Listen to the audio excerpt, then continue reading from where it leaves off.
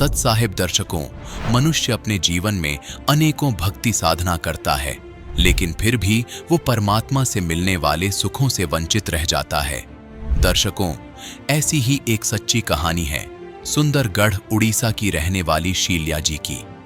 शील्या जी पहले हिंदू धर्म में प्रचलित भक्ति साधना किया करती थीं। ये उपवास रखती थीं और हर नवरात्रि में माता की पूजा भी करती थीं, लेकिन फिर भी न तो इन्हें शारीरिक सुख मिला और न ही मानसिक शांति। लेकिन दर्शकों, आज शील्या जी का कहना है कि जब से मैंने संत रामपाल जी महाराज की शरण ग्रहण की है, तब से मेरी जिंदगी की रूपरेखा पूर्णतः बदल गई है। दर्शकों, आखिर क्यों लाखों लोग अपनी पारंपरिक भक्ति साधनाओं को छोड़कर संत रामपाल जी महाराज द्वारा बताई गई भक्ति साधना को अपना रहे हैं और उसे ही सर्वश्रेष्ठ बता रहे हैं? आखिर इसकी सच्चाई क्या है? आइए सुनते हैं शील्या जी की कहानी, उन्हीं की जुबानी। नमस्कार जी। नमस्ते जी। क्या नाम है जी आपका? शील्या दासी। कहाँ से हैं जी आप? सुंदरगढ़ जिला उड़ीसा से हूँ। संत रामपाल जी महाराज से नाम दीक्षा आपने कब ली? अप्रैल 6, 2018 को बंदी छोड़ सदगुरु रामपाल जी महाराज के शरण में आए हैं। संत रामपाल जी महाराज से नाम दीक्षा लेने से पहले आप क्या भक्ति साधनाएं करती थी? शिव जी को, दुर्गा जी को पूजा करती थी सर। तो फिर क्या कारण बना कि आप संत रामपाल जी महाराज की शरण में आई? शिव जी को, दुर्गा जी को और अन्य देवी देवता को मानते भी मैं बहुत दुखी हो गई थी सर। ऐसा हुआ कि 2017 अप्रैल 20 तारीख को माँ की देहांत हो गई। आर्थिक स्थिति बहुत दुर्बल थी और शारीरिक स्थिति भी मेरा ठीक नहीं था और मम्मी चली गई तो मैं अत्यंत दुखी हो गई सर। तो धीरे धीरे मैं डिसाइड की कि सुसाइड कर लूँ। मेरा तो भगवान ही नहीं है, भगवान पर भरोसा उठ गया था मेरा। तो उसी समय बोली, इतना देवी देवता को मैं पुकार रही हूँ मेरे सहायता करने के लिए, पर क्यों नहीं मान रहे हैं ये? यदि प्रकृति में भगवान है तो क्यों नहीं मान रहे हैं मेरा बात? बोली तो सुसाइड करने के लिए डिसीजन ली। तब एक बार सोची, मेरा मन में सोच ली कि कहीं इन 33 कोटि देवी देवता से भी तो ऊपर का भगवान तो नहीं है। मैं सुसाइड करना भी एक तरफ से अपराध है, तो मैं मनमर्जी सुसाइड कर लूँगी तो मेरा गलती होगा, भगवान को क्या जवाब दूँगी। उसी समय मैं एक बार सोची कि इसके ऊपर के परमेश्वर को पुकार लूँ।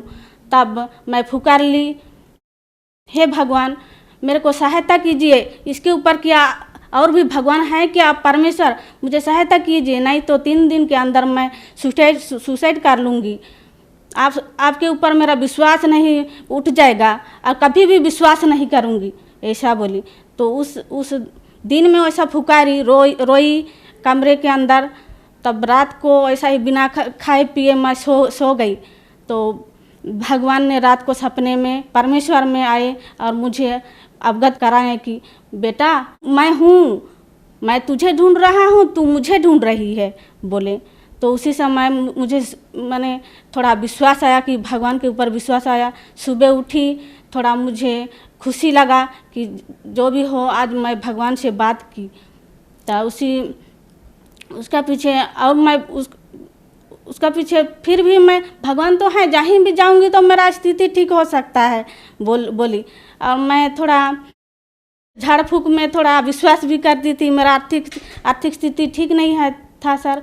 तो वैसा और भी गई झाड़ फूक कराने, लेकिन ठीक नहीं हुई। तो फिर और पुकारी भगवान को, हे भगवान मैं तो कहाँ जाऊँ, किसके शरण में जाऊँ तो मेरा कल्याण हो सकता है? प्रभु बोलिए, परमेश्वर बोली। तो वो परमेश्वर फिर से मुझे सपना में अवगत कराए कि बेटा मैं देख ले और टीवी में जैसा दिखता है फोटो, ऐसा ही गुरुजी संत रामपाल जी महाराज के फोटो आए। मैं ऐसा रूप में दुनिया में आया हूँ, मुझे खोज के दिखा, बोले। तो सुबह उठी और मैं हंसी, मैं खोज के दिखाऊंगी आपको, ज़रूर दिखाऊंगी, बोली। तो सुबह उठी और कुछ काम में उलझन पड़ी थी, ऐसा काम करके तब 6-7 बजे उस दिन मैं सोची गुरुजी को, परमेश्वर को मैं जवाब दी हूँ कि मैं भगवान को या अपन उनको ढूंढना है मुझे बोली। और मैं एक बार सोच ली कि टीवी में तो गुरुजी सब प्रवचन देते हैं, वहीं ढूंढ लेती हूँ, कहीं चैनल में मिल जाएंगे वो, मेरा ऐसा सोच आया। तो रिमोट पकड़ी और टीवी में वो चैनल सब लगाते लगाते चैनल लग गया। तो उसमें देखी कि वही जिन फोटो देखी थी परमेश्वर दिखाए थे, वही फोटो में वो गुरुजी संत रामपाल जी महाराज के फ़ोटो देखकर मैं चकित रह गई। हे भगवान, यही मेरा भगवान है बोल के मैं आश्चर्य हो गई। और मुझे तो जल्द ही जल्द इनके शरण में जाना है, तब मेरा कल्याण हो सकता है, नहीं तो मैं मर जाऊंगी। इतना मैंने मेरा जीवन दुखपूर्ण था, जो अगणित दुख था मेरा जीवन में। तो मैं साथे साथ उनके शरण में जाके कल्याण करना चाहती थी। प्रवचन चलते समय पीले पट्टी में जो नंबर आया था, उस नंबर में संपर्क की। पास में नामदान केंद्र था राउरकेला में, राउरकेला से भगत जनों को बोले तो वो लोग पहुंचा दिए मेरे घर को। ज्ञान गंगा पुस्तक मंगाई थी, तो उस ज्ञान गंगा पुस्तक में इतना अमूल्य ज्ञान भी पढ़ा वो परमेश्वर का, तो मैं गदगद हो गई। तुरंत उनके शरण में जाने के लिए डिसीजन ली। मैं 6 अप्रैल 2018 को ओडिशा राउरकेला नामदान सेंटर से बंदी छोड़ सतगुरु रामपाल जी महाराज से नामदान ली। संत रामपाल जी महाराज से नाम दीक्षा लेने के बाद क्या आपको लाभ भी मिले? सर, आर्थिक लाभ, मानसिक लाभ, आध्यात्मिक लाभ सब कुछ मिले। सर, मेरा पेट में ट्यूमर था। मैं उड़ीसा के राउरकेला में 1-2 डॉक्टरों को दिखाई कि वो सब बोले कि तेरा ऑपरेशन यहाँ हो नहीं सकता है, तुझे ये कटक बड़ा हॉस्पिटल नहीं तो भुवनेश्वर जाना पड़ेगा बोले। मेरा 3rd स्टेज का कैंसर था। यहाँ के पास के डॉक्टरों ने भुवनेश्वर कटक बड़ा मेडिकल को रिफ़र किया था। तो मैं उस समय गुरुजी को अर्जी लगाई, गुरुजी मुझे पास ही मेडिकल में मेरा ऑपरेशन सक्सेसफुल करा दीजिए बोली। तो गुरुजी आदेश दिए कि बेटा ऑपरेशन सक्सेसफुल होगा, डॉक्टरों की सलाह लीजिए बोले। तो मैं फिर डॉक्टरों को दिखाई तो वो बोले कि अल्ट्रासाउंड करके बोले सक्सेसफुल हो सकेगा बोले। और मेरा इसी तरफ से गुरुजी की दया से ऑपरेशन सक्सेसफुल हो गया। पहले मुझे नवरंगपुर दूर डिस्ट्रिक्ट में जॉब मिला था।